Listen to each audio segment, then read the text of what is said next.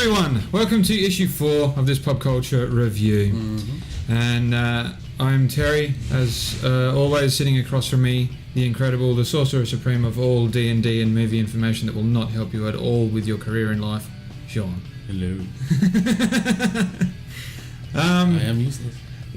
Aren't we all? Aren't we all? Alright, this is back to the norm. Hopefully these videos will be coming out on time now, because we have no San Diego Comic-Con to screw with us. No. So, alright, Thanks everything we love. Yes, screwing up the norm. Alright, so we'll be back to our normal 5 minutes of comics, 5 minutes of movies, if we can fill it in. There's not a lot that's happened in movies. And 5 minutes of games, where a lot's come out now. Yeah, so decent amount. Alright, we'll kick things off, as always, with comics. Alright, 5 minutes now. I have read the one I've been most excited about, Edge of the Venomverse issue 3. Oh, yes.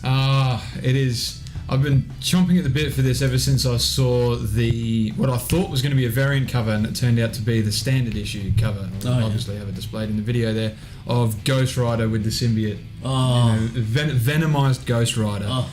And the story is unreal. It really is. The artwork is very heavy lines and a bit, I don't know, it's a bit of a cluster in some aspects. You just got to sit there and really concentrate on what you're looking at. But story-wise, it starts off with this scientist you don't really know.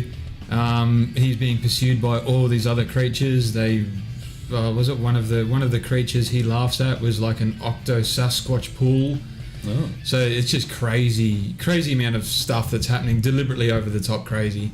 Yeah. And all of it all just gets wiped out, and he's gone, this isn't part of the plan, what's happening, because it was all meant to be rigged from the beginning. Yeah. And then you have, Reyes with the infernal, demonic Ghost Rider spirit in him, as well as the symbiote controlling everything as well, just wipes everyone out and just lays waste to everything. And it is unreal. Please pick it up and read it. Anyone who's been a fan of just dark and twisted shit, this is fantastic. It's flame, it's black goo symbiote, it's everything awesome that you loved when you were a kid. The very first time you saw 1980s Black Spidey, wondering where it was going to be heading. Ooh. So they mentioned him in that, which is awesome. I was like, I haven't thought about this since the 1980s when that other Spidey touched something. Clever. And they do call to the reference of how the symbiote doesn't like fire and noise, and those are the two things that Ghost Rider has in abundance. So, but they do call reference to how those two things can survive at the same time in a human being. Oh, okay. And how they're saying, on some occasions we don't need Reyes, like we really don't. We could be our own thing, but it is nice to have a spine once in a while. And it's like, because Reyes is the only voice of reason there, saying don't kill innocents. Yeah. So it's the Ghost Rider with the car. Yeah. It's the Ghost Rider with the car. So it is. This may be spoiling it, but there is a scene in it where the car actually spits out, because the car is almost venomized in that as well. The car spits out Crossbones, or should I say what's left of Crossbones. Jeez. And it was all part of the guy's plan. He signed Crossbones to create this giant distraction. While that giant distraction is happening, he would come in and rescue this professor from criminal transit and all that sort of stuff. And venomized Ghost Rider's standing there going, how do you think I found you? As the car spits out what's left, the corpsey remains of Crossbones is gone. You're finished, mate. You're finished. So please pick that one up. It is an unbelievable read. The ending does tie into the upcoming Venomverse. I don't know if I want to spoil who you see at the end of it. No, I won't. No. I won't. I'll let the readers. But you will not be disappointed. You've seen glimpses of him in issue 1. Didn't see him in issue 2, and now you've seen him at the end of issue 3. And I think it's only going to be a 4 or 5 parter, the Edge of the Venomverse, and then the actual Venomverse starts. Okay. So it is going to be a is going to be an excellent story, although thank you to issue 2 and Gwenpool, she has made it abundantly clear that it is not canon and it does not connect up to any other story. Okay. So thank you, Gwenpool, for slightly ruining that. That was almost 5 minutes on that. Jesus. Also started reading Flash issue 27, Running Scared.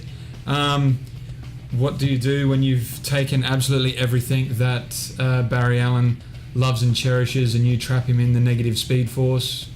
What's going to happen to the person who's done that?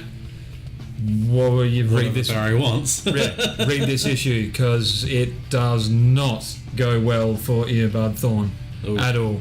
I've just had Does it ever? this worse so. Ooh. Like, I have not seen Eobard Thawne suffer, and the end of this, like, you see him looking petrified and scared and unable to run. Good. And Bart is just couldn't have corrupt. Bloke. Absolutely, Barry Allen is absolutely corrupt, just staring at him like, you've taken everything from me. Jeez. So it is hugely action-packed, right from page 1 to page to whatever, was it 30 page? Whatever it is at the end. There's just no stopping. There's no time for a breather. So that is another one that's worth picking up. And just quickly, I've already gone over 5 minutes. Injustice 2, issue 6, Origin of Supergirl. Worth it. Cool. Absolutely worth it. I like the Injustice comic storyline. The Injustice comic story is going awesome because it ties into the game as well. It's always fun. But you're seeing a lot more of the humanitarian Black Adam in this, which is always awesome to see.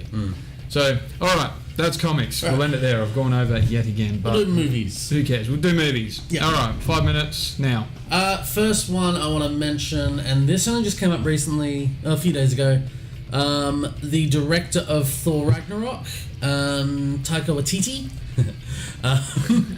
has said that apparently Thor's appearance in the Infinity War trailer, and he does appear in the Infinity War trailer if you've seen the leak or if you've seen the description, it is not a spoiler for Ragnarok. Okay. Somehow. So we saw him in the Infinity War trailer, you think, oh yeah, well, Ragnarok, he must survive, duh. Apparently, it's not a spoiler. He doesn't elaborate too much. There is a dark area there. There is missing information there because it's just you see Thor dealing with the planet he's on, in their competition with Hulk, and subsequently Hela Earth. On Asgard as well. Yeah. So he's got those two happening.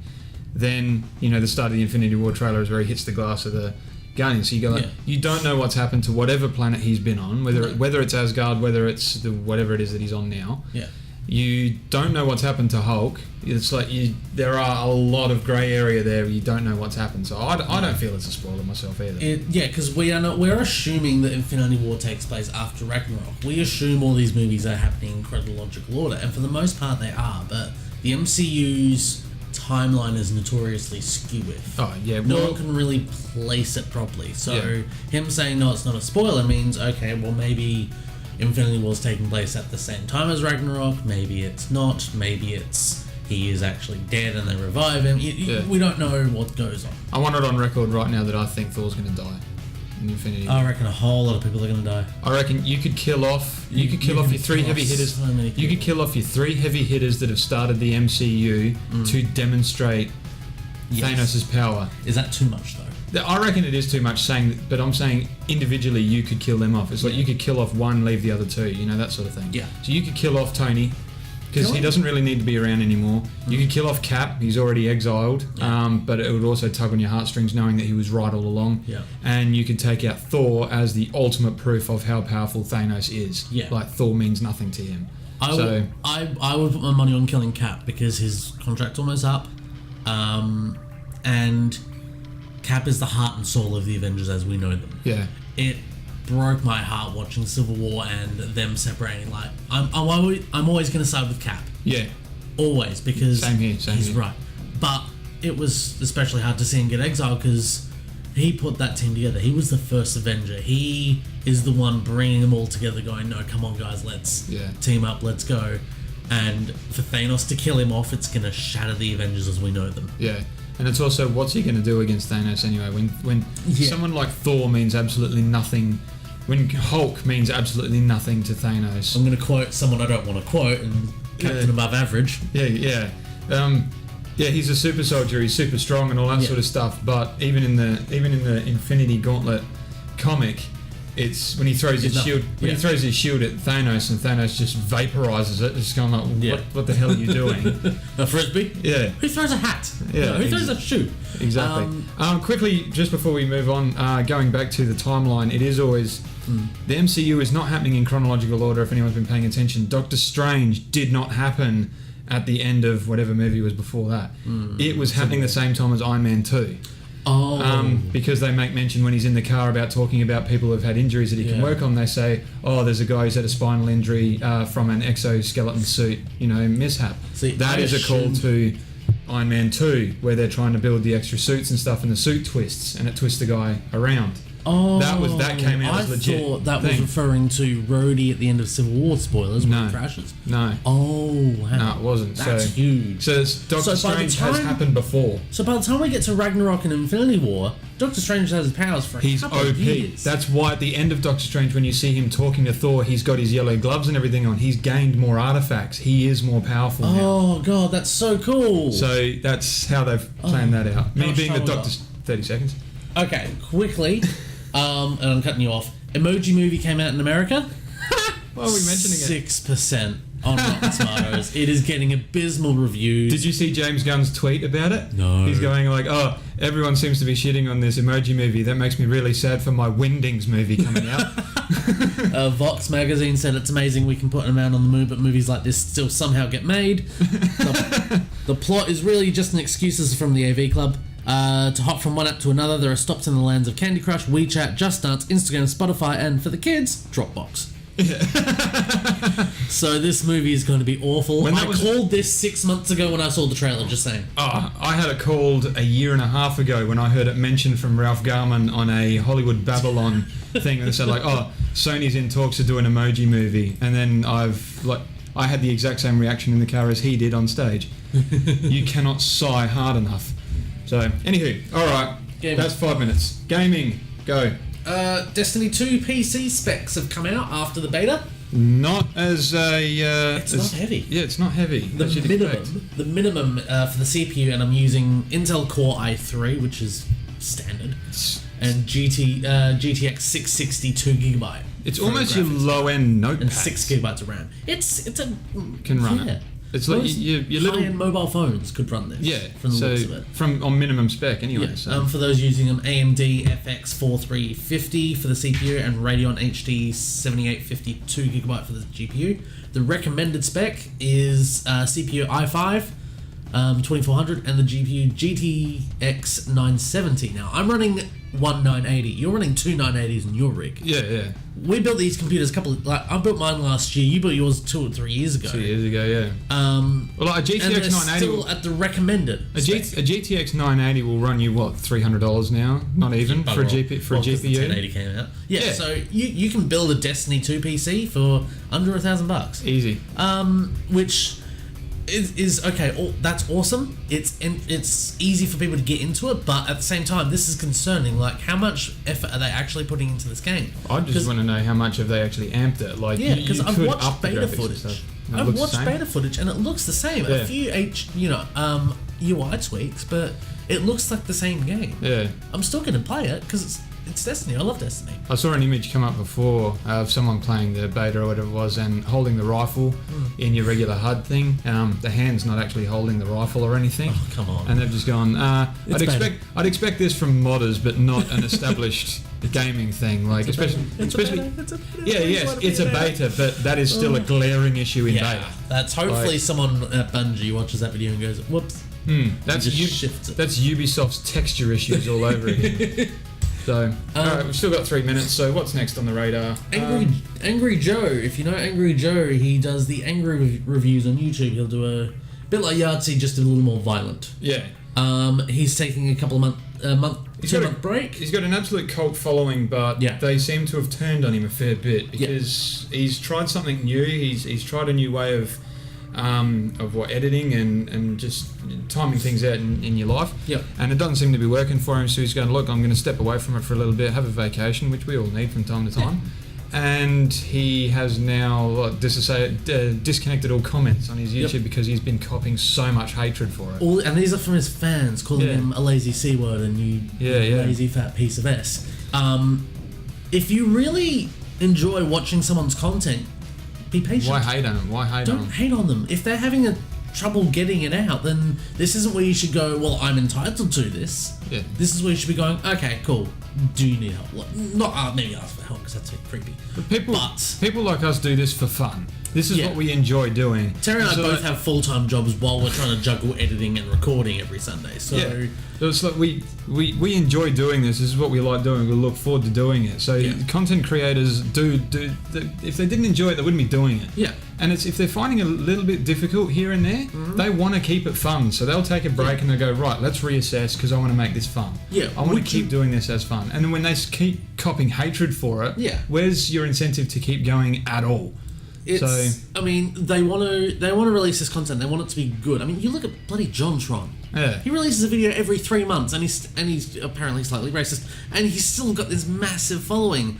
This guy takes a couple of months. Yeah, I like John Tron. I'm one of his religious followers, but you're being very optimistic with the whole releases a video every 3 months because that doesn't happen. It's more of like every 6 months at minimum. Yeah. So I mean, you need to be understanding. Don't hate on this guy because he's trying to make good content for you.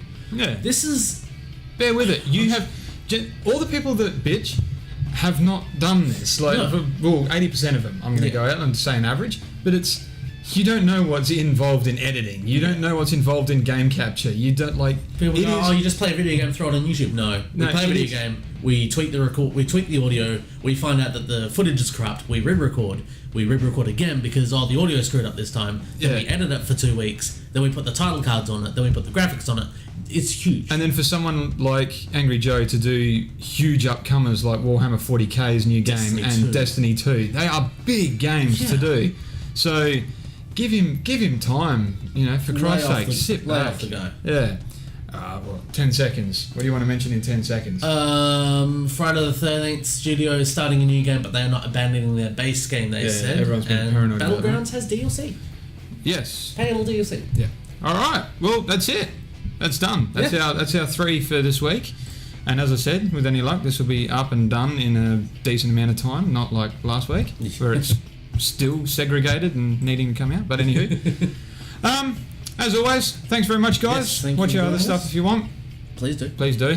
It needs the view count. It does. We want the views. We want people to enjoy our content. We'll get there eventually. Yeah. So, slowly. All right. Thanks very much, guys. Thank you. See you on the next one. Bye.